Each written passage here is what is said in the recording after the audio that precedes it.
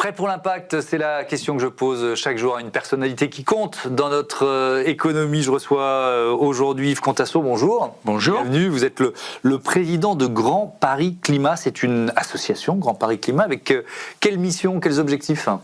Alors, Grand Paris Climat, c'est une association qui a été créée un peu plus de 2 ans, en mai 2023, qui a mis du temps à se créer, mais c'est un travail préparatoire de plusieurs années pour fédérer l'ensemble des agences locales de l'énergie et du climat, ce qu'on appelle aussi les espaces conseils France Rénov', sur le territoire de la métropole, avec la métropole du Grand Paris. Donc, ce sont les membres fondateurs de cette association qui a pour objectif, évidemment, d'essayer d'accélérer la rénovation, je dis bien accélérer.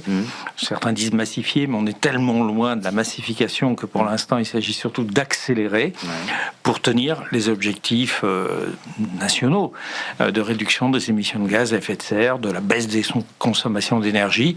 Et donc, c'est notre job au quotidien, voilà, de faire en sorte d'aller plus vite et plus loin. Donc, 2 ans et demi d'existence. Est-ce qu'on peut peut-être s'appuyer sur des exemples d'actions que vous avez mené dans ce laps de temps pour bien comprendre sur quoi vous travaillez? Alors, nous n'avons pas vocation à travailler directement avec le public. Nous travaillons avec nos partenaires, que sont ces agences locales de l'énergie et du climat, avec évidemment aussi les structures, qu'elles soient de l'État, des partenaires comme les énergéticiens, etc.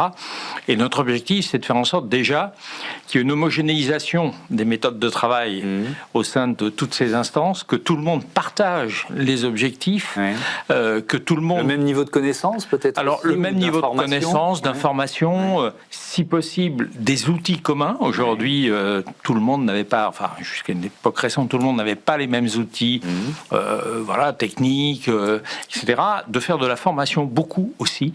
Je donnerai un exemple, faire en sorte que, par exemple, les architectes des bâtiments de France connaissent mieux les problématiques techniques de rénovation, et à l'inverse, que les conseillers des agences locales de l'énergie et du climat connaissent mieux les questions patrimoniales. C'est un exemple parmi d'autres.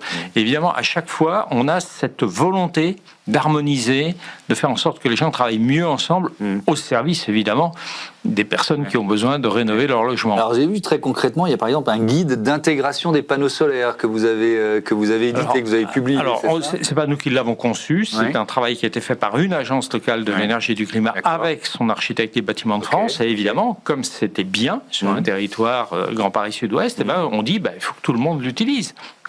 Typiquement, c'est ça, c'est sortir de chacun dans son coin et faire en sorte que tout le monde utilise ce qui marche, ce qui est efficace. Et donc, à chaque fois, on progresse comme ça. Partager les bonnes pratiques. Alors, vous avez mené une riche carrière politique, porte-parole des Verts, cofondateur du mouvement Génération.s avec Benoît Hamon. Est-ce que cette présidence-là de Grand Paris Climat, c'est une autre façon de faire avancer vos idées?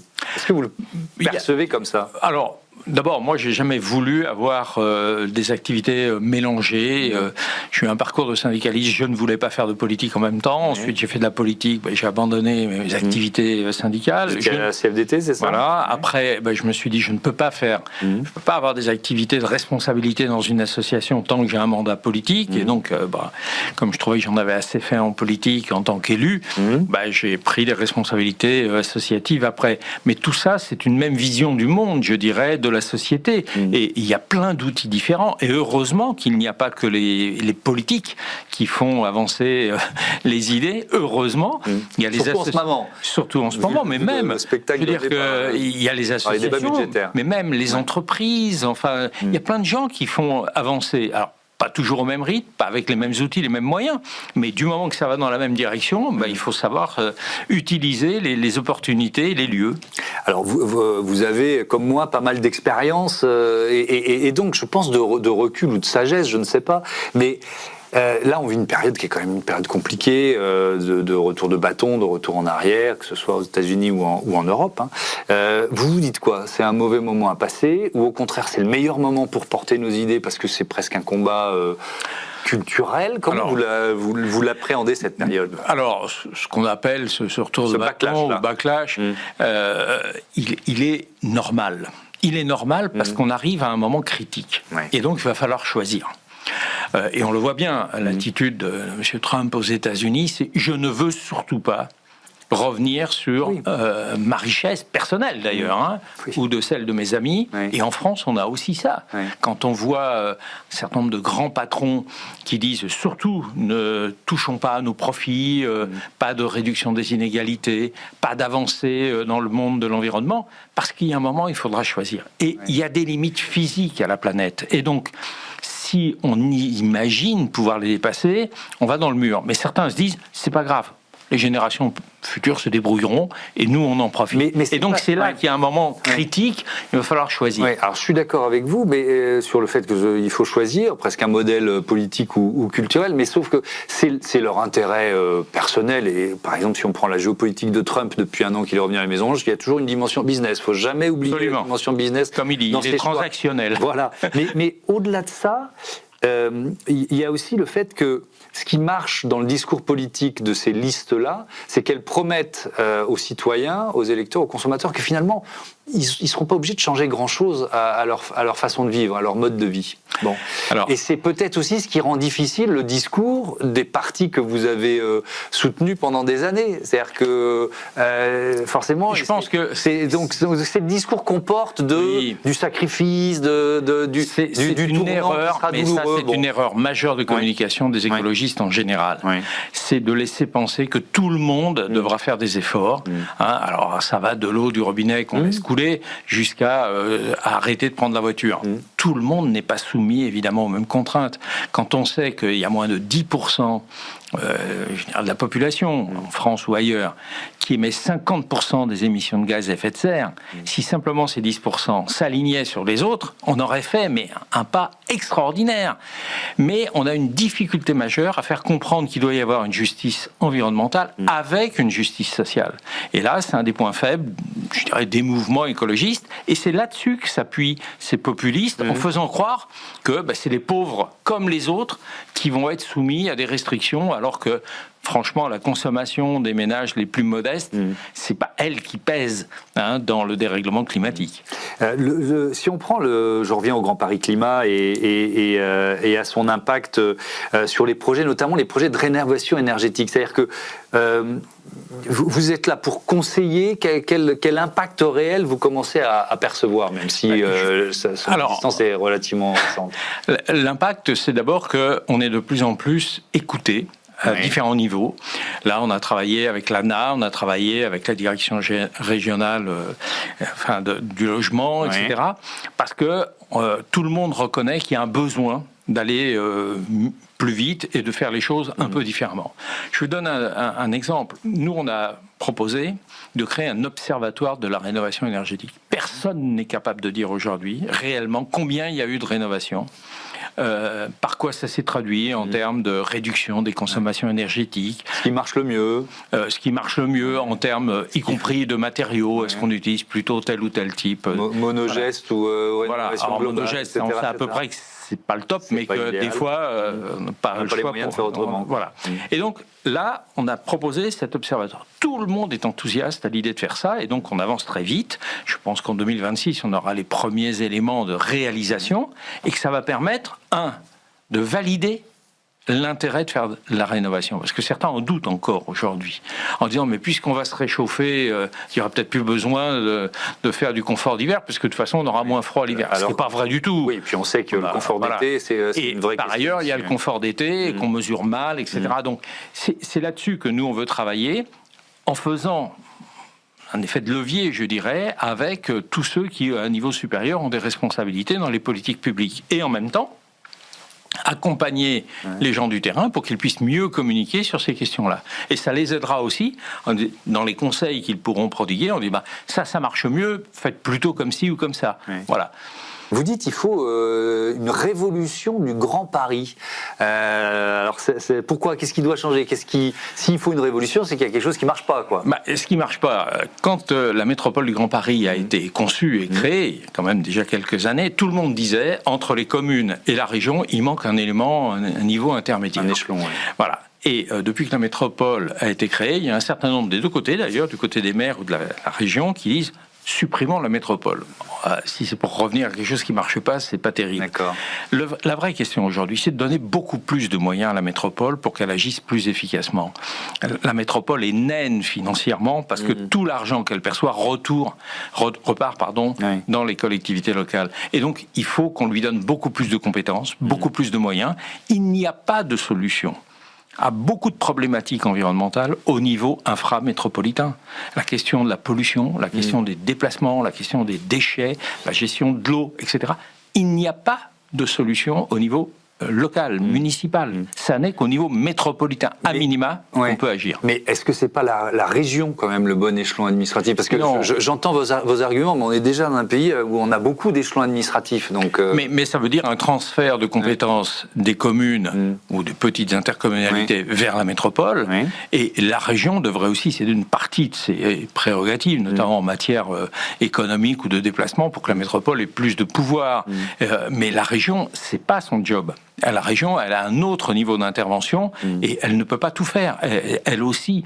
Et d'ailleurs, la vraie question, c'est la taille de la région qui n'est pas à la bonne dimension. Elle devrait intégrer les marges de la région où les gens viennent travailler dans l'Île-de-France, voire à Paris, alors qu'ils sont dans d'autres régions. Ça n'a pas de sens non plus. Quelles difficultés vous rencontrez chez Grand Paris Climat pour là, on va parler de rentrer dans le détail des travaux de rénovation, pour mobiliser les habitants. Parce que vous dites, on est très loin de la massification. Il faudrait déjà commencer par accélérer. Donc ça veut dire qu'on a pris du retard. Les freins, quels sont les freins et comment vous les levez en fait? Il y a beaucoup de freins. Un des freins d'abord, c'est l'absence de politique stabilisée sur une certaine période. On l'a vu cette année avec MaPrimeRénov' qui s'arrête, qui repart, qui s'arrête pour certains, pas pour d'autres, et puis on change les règles. Si vous prenez par exemple une copropriété, c'est l'essentiel du mode d'habitat sur la métropole. Les copropriétés, en gros, il leur faut 3 à 5 ans avant de mener à bien des travaux de rénovation. Le principe des assemblées générales très compliquées pour prendre les décisions, voter les travaux, etc., c'est 3 à 5 ans. Si les règles elles changent, les gens, ils se disent, on attend d'y voir clair, parce que si on décide aujourd'hui, et puis que demain les financements qu'on imaginait ne sont pas là, ça ne marche pas. C'est une première règle. Le premier obstacle. Deuxième obstacle, quand même, c'est aussi ce qui reste à payer quand on fait des travaux. Ce qu'on appelle le reste à charge. Il y a des subventions, quelquefois assez conséquentes, mais pour un ménage modeste, s'il faut qu'il paye encore 20 ou 30 000 euros pour mener à bien une rénovation de son logement, de pas faire il les fait pas, il peut pas. Et le modèle de financement français est un modèle qui ne marche pas, alors qu'on a des modèles en Allemagne, en Suisse qui marchent très très bien. Alors qu'est-ce qu'on pourrait importer? On pourrait importer déjà d'avoir une banque de la rénovation, comme il y a la KfW en Allemagne. Ça marche. C'est une banque qui est chargée de financer. Et puis, en lui appliquant le modèle suisse, où, en fait, quand on vous fait un crédit, vous n'allez pas rembourser l'intégralité du capital, mais vous allez rembourser des intérêts, simplement, et sur une période très très longue, ce qui fait que tous les mois, vous payez très peu, et vous n'avez pas cette contrainte d'avoir remboursé le capital. Et si vous vendez votre bien immobilier, c'est les successeurs qui prendront en charge ces intérêts. Et donc, en fait, on prête au bâtiment, on prête pas à la personne. Et c'est ça qui change philosophiquement la manière de travailler. On a tenté de convaincre le gouvernement. Certains ministres étaient pour, mais il y a un petit verrou qui s'appelle Bercy. Et comme dans beaucoup d'autres domaines, il est très difficile à déverrouiller. Oui, et puis depuis 1 an et demi, c'est difficile de trouver les interlocuteurs aussi. Il y a eu pas mal de périodes de vacances gouvernementales. On a eu un jour sur 2 où il n'y avait pas de ministre en exercice. C'était des ministres qui expédiaient les affaires courantes. Un jour sur 2 quand même, souvenons-nous de ce chiffre. On va parler de la dimension qui est vraiment une dimension très parisienne et des monuments historiques. Et alors je vais vous donner un chiffre, c'est l'Institut Paris Région qui nous dit, alors ça va au-delà de Paris, en Île-de-France, 44% des logements se situent dans les périmètres des abords de monuments historiques et en tout 51% du parc se situe en zone protégée. Ça rejoint ces chiffres, ces statistiques, la question que celui qui était à votre place la semaine dernière, Hubert Boisredon, le patron d'Armor Group, voulait vous poser. On l'écoute. Alors bonjour Yves Contasso. Écoutez, je suis très impressionné par votre engagement pour le climat et notamment à Paris. Et donc ma question, c'est en fait comment pouvez-vous intégrer les énergies renouvelables dans la rénovation énergétique du Grand Paris et en particulier en respectant le patrimoine architectural parisien. Voilà, est-ce que ça crée des tensions entre ces deux objectifs et comment le réglez-vous ? C'est, j'imagine, un de vos défis principaux. Non. Non, C'est vrai ? non. C'est une apparence de contradiction. Oui. On a tenu hier précisément un colloque, c'est notre troisième colloque sur ce thème-là, patrimoine et rénovation. Oui. Est-ce que c'est un oxymore ou pas ? Ben non. Au contraire, il faut simplement faire preuve d'imagination et dépasser souvent les apparentes contradictions qui sont liées à nos manières de voir notre histoire, nos habitudes, etc. Mais il n'y a aucun souci. On fait très très bien de la rénovation sur des bâtiments à forte valeur patrimoniale. Ça n'est pas techniquement compliqué. C'est simplement que l'approche n'est pas la même. C'est-à-dire qu'il faut dès le départ, avant même de faire des études sur je vais mettre une isolation comme ci ou comme ça, il faut se poser la question et travailler avec des architectes pour dire quelle est la nature de ce bâtiment, quelles sont ses spécificités, parce que chaque bâtiment est un cas particulier. Est-ce que la façade nord est la même que la façade sud ? Est-ce que il va falloir que je fasse d'un côté l'isolation par l'extérieur, de l'autre côté une isolation par l'intérieur, etc. C'est très fin comme approche. Mais si on est capable de se mettre ensemble, Mais oui, ensemble, oui. il n'y a aucune difficulté Ok. et il y a beaucoup de belles réalisations qui le démontrent. J'en doute pas, vous allez nous donner des exemples, mais le mot ensemble, il est très important parce que Bien sûr. Les architectes des domaines ne sont pas forcément des facilitateurs, vous voyez ce que je veux dire ? Non, je généralise. On a, pas moi, mais alors je vais vous citer plein d'exemples d'amis Bien qui ont été sûr. confrontés à ces difficultés-là. Quoi. Alors, Donc, mais vous avez raison. et je dis pas, souvent c'est pour le bien de la ville, Mais de bien son, sûr. voilà, de son patrimoine, mais ça devient galère, quoi. Ben, c'est galère, pourquoi ? Parce que très souvent, c'est une question de méthode. Oui. C'est-à-dire qu'effectivement, trop souvent, les gens se lancent dans un processus de rénovation et l'architecte des bâtiments de France, il arrive à la fin, il arrive avec un projet qui est ficelé. Et il dit, mais il va pas, le projet. Alors que s'il est associé dès le départ, ou que d'autres architectes sont associés dès le départ en intégrant cette dimension-là, le dialogue fait qu'il y a beaucoup moins de blocages. Il peut y avoir quelquefois des blocages, mais c'est assez facile de les dépasser. Voilà. Et donc, nous, par exemple, on est en train d'installer, on l'a fait, là, des réunions entre les ABF, les architectes des bâtiments de France, et les conseillers France Rénov' de chaque département. On fait des réunions. On en a déjà fait 3 sur les 4 départements qui nous concernent. Et on fait bientôt, la semaine prochaine, encore un colloque là-dessus avec les professionnels pour justement voir ensemble comment ils peuvent améliorer ça. Et il n'y a pas de difficulté. Alors, sur les renouvelables, l'agence parisienne d'urbanisme a montré, l'atelier parisien d'urbanisme a montré qu'il y avait des toits plats à Paris sur lesquels on pouvait mettre des panneaux solaires sans aucune difficulté. Vous allez y venir aux panneaux solaires. Mais c'est pas plus compliqué qu'autre chose. Ouais. Là encore, Allez, on va pas mettre des panneaux solaires sur les toits en zinc de Paris, qui mais non, sont la signature bien sûr, non, mais architecturale il n'y a de la pas ville. besoin. Là, sur les toits en zinc, on sait ce qu'il faut faire. Ça apporte un nom barbare, Starking. C'est en gros, il faut surélever le toit de 50 cm pour pouvoir l'isoler sans faire baisser la hauteur sous plafond du dernier étage. Ouais. Ça coûte cher. Eh oui. Le vrai problème, c'est qu'aujourd'hui, le statut des copropriétés fait que les copropriétaires qui habitent dans les étages inférieurs, ils disent mais pourquoi on paierait pour le dernier étage ? Et donc il faut qu'on arrive à changer ça aussi et qu'il y ait des modes de financement spécifiques. Alors les chiffres varient, c'est entre 60 et 90 000 logements à Paris qui peuvent devenir inhabitables avec le réchauffement climatique, parce qu'en été, on pourra avoir 45, voire 50 degrés dans les logements. Donc c'est physiquement inhabitable. Donc si on ne prend pas ça en charge, eh bien, on aurait des difficultés. Oui, mais alors ça revient au modèle suisse dont vous parliez tout à l'heure. C'est-à-dire que la valorisation du bâtiment va en souffrir, mais peut-être à moyen terme. Donc, c'est plus que la valorisation. Et tous les propriétaires doivent se sentir concernés. Vous voyez ce que je veux dire ? Aujourd'hui, alors certains prétendent qu'à chaque changement de classe d'étiquette du DPE, on gagne 9% de la valeur du patrimoine. Donc, c'est quand même pas rien. Et c'est vrai qu'aujourd'hui, quand les gens... on ne peut pas l'intégrer, pardon de vous interrompre, mais on n'arrive pas encore, j'ai l'impression, à l'intégrer au modèle économique, puisqu'on est encore dans un modèle économique subventionné. C'est ce que vous nous décrivez. Alors, il est en partie subventionné, mais encore une fois, ça n'est qu'une partie, et le reste à charge est très important, ce qui bloque. C'est une des principales objections, d'ailleurs, le reste à charge. Et donc, on a plus de 50% des gens qui ne peuvent pas avoir accès au crédit, plein de paramètres, et donc qui ne peuvent pas faire de la rénovation. Donc, le modèle ne fonctionne pas. Moi, j'ai eu l'occasion d'en parler à niveau élevé de l'État, et ils disent, c'est la libre concurrence, on n'a pas, nous, à s'en mêler. Mais la libre concurrence montre que ça ne marche pas. Et donc, il faut qu'on change le modèle, encore une fois, de financement. Mais est-ce que c'est pas les banques plutôt que l'État qu'il faut convaincre? Parce que c'est elles qui vont prêter ou pas, quoi. Mais bien sûr, mais les banques, alors je ne suis pas rentré dans la mécanique, mais c'est très très compliqué pour elles, parce qu'aujourd'hui, si elles vous prêtent de l'argent à vous, personne physique, elles ne se refinancent pas auprès de la Banque de France, et donc elles ne gagnent pas d'argent, alors que si elles prêtent une entreprise, elles gagnent de l'argent. Et donc le modèle ne va pas là non plus. C'est pour ça qu'en Allemagne, il y a une banque dédiée, et en France, ça devrait être une filiale de la Caisse des dépôts et consignations, la Banque des territoires, qui devrait faire ça. On l'a un peu évoqué, mais je voudrais qu'on reparle de ma prime rénov et de la politique générale de rénovation, avec effectivement cette prime qui a été suspendue, parce que bon, elle coûtait trop cher certainement au budget de l'État, parce qu'il y a eu quelques fraudes aussi, ne nous cachons pas derrière notre petit doigt.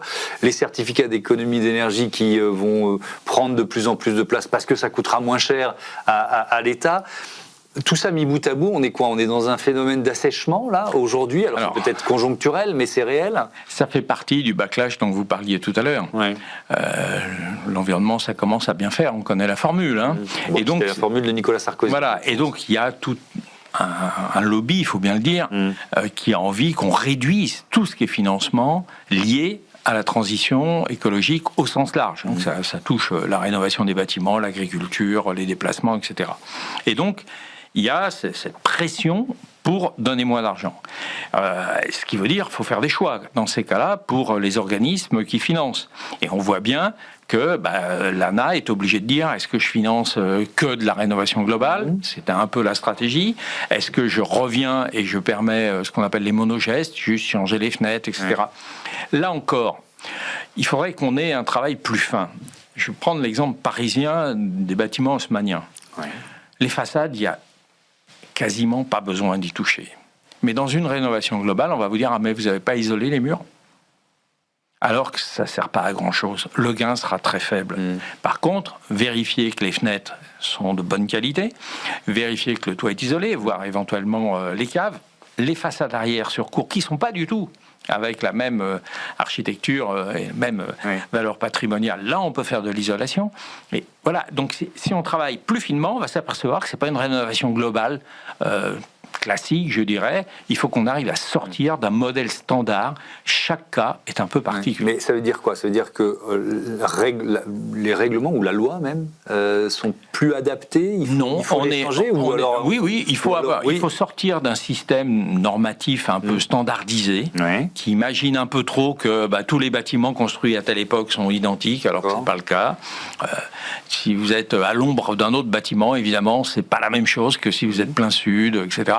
Et donc, il faut qu'on arrive à dire, oui, il y a des objectifs, mais il faut qu'on soit plus souple sur la manière d'interpréter les normes. Ce qui compte, c'est les objectifs qu'on veut atteindre, et c'est pas forcément les moyens qu'on vous impose pour y arriver. Pour travailler avec les acteurs privés du bâtiment, des banques, évidemment, les entreprises, les bureaux d'études, vous avez besoin de données et est-ce que vous les avez? Alors, pour l'instant, personne ne les a. Elles sont émiettées, elles sont réparties un peu partout. Et c'est le sens de notre observatoire. On a réuni à peu près tous les gens qui ont des données. Et on leur dit, est-ce que vous êtes prêts à les mettre en commun pour qu'on puisse y voir clair? Tout le monde est d'accord. Maintenant, il va falloir le faire. Et c'est pas si simple. Et nous, ce qu'on s'est dit, c'est on va pas faire la grande révolution du jour au lendemain parce qu'on sait que ça marche pas, ça. Donc, ce qu'on va faire, c'est on va y aller brique par brique. Donc, l'ANA est très enthousiaste pour nous partager ces données. Les autres services de l'État sont d'accord. Il y en a même un qui va nous financer en partie pour y arriver. On a les énergéticiens qui sont prêts à nous donner leurs données. On a évidemment tout ce qui concerne les structures de bâtiments, le CSTB, etc., qui sont prêts à avancer. Donc, on va le faire.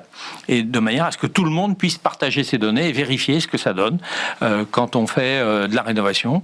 On a souvent un projet de faire moins 50% de consommation. Est-ce qu'on y arrive? Ou est-ce qu'on est à moins 25? Ou est-ce qu'on va au-delà? Pourquoi c'est important? Parce que derrière, ça permet de prendre les bonnes décisions, ça permet de les financer. D'abord, c'est une évaluation du financement des politiques publiques et c'est pas nul. On est preneur. Voilà. Et deuxièmement, ça permet de piloter les politiques publiques en disant ça marche, donc on en fait plus, ça marche pas, on réoriente, voire on abandonne. Est-ce que vous avez, ce que vous mettez en place là, à la dimension du Grand Paris, soit ça pourrait être dupliqué ailleurs, ou est-ce qu'à l'inverse, vous regardez ce qui se fait dans d'autres grandes capitales pour vous en inspirer? Vous avez parlé de la Suisse, bien sûr, de pays, mais à la fois on regarde ce qui se fait ailleurs et tout ce qui va bien, il n'y a pas de raison de ne pas s'en inspirer. Et alors, qu'est-ce que nous on fait bien qui peut inspirer les autres? à ce qu'on fait bien. Par exemple, ce travail avec les architectes des bâtiments de France, on est les seuls à le faire en France pour l'instant. Mais on sait que d'autres s'interrogent parce que ils disent aujourd'hui on a des tensions parce qu'on n'a pas assez dialogué, etc. Donc c'est regardé. Et l'ANA nous dit votre observatoire, si ça marche bien, ça sera sans doute un modèle qu'on pourra étendre à l'ensemble de la France. Vous voyez, donc il y a des choses qu'on fait comme ça qui permettent d'avancer. Sur le mode de financement, moi ce que je porte, ce qu'on porte en Paris Climat sur un autre modèle de financement, je sais que il y a des groupes à l'Assemblée nationale qui regardent ça d'un peu près parce que ça les intéresse aussi. Donc vous voyez, on est à un espèce de système de réseau, je dirais, extrêmement varié. Merci beaucoup Yves Contasso et à bientôt sur Be Smart for Change. On passe tout de suite à notre rubrique Startup, l'univers de la santé.